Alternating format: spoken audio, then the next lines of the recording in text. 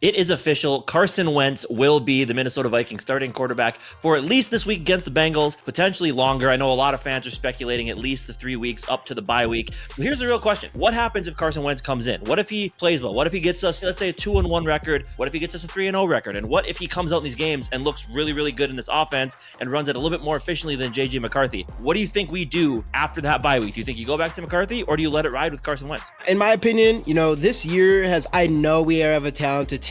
I know this is kind of the start of the Super Bowl window or whatever, but I mean, we've talked about this before, where this year has always felt more of a developmental year for JJ McCarthy.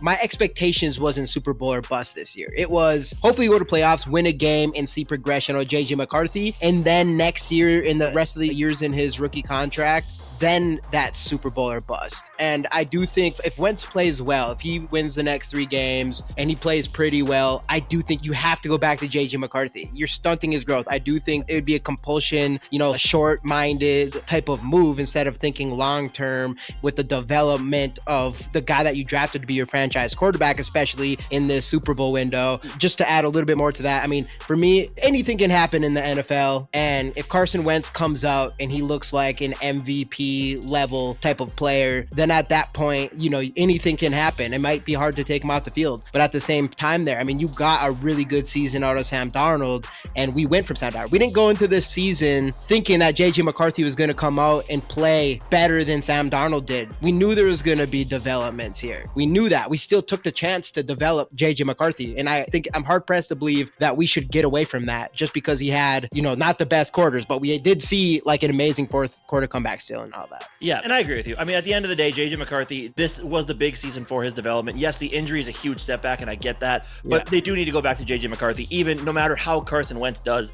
because I mean, look, stranger things have happened, but Kwesi and Kevin O'Connell both just got their contract extensions, so you really, really doubt that after this season, if they do, let's say Wentz plays well, you go back to McCarthy, he doesn't play so well, and you ride with him the rest of the year. I don't believe that they would fire Kwesi and O'Connell, because I do think that they're going to give them this rookie contract for McCarthy to see how it goes, and I truly believe that McCarthy has what it takes. I just think this offensive line needs to play him better. Kevin O'Connell and the play calling needs to just kind of come together a little bit more. So I truly believe that he's the guy for this franchise. So yeah, I mean, no matter what, you got to go back to JJ McCarthy. Let's see what happens. What do you guys think? Let us know. Let's go Vikes.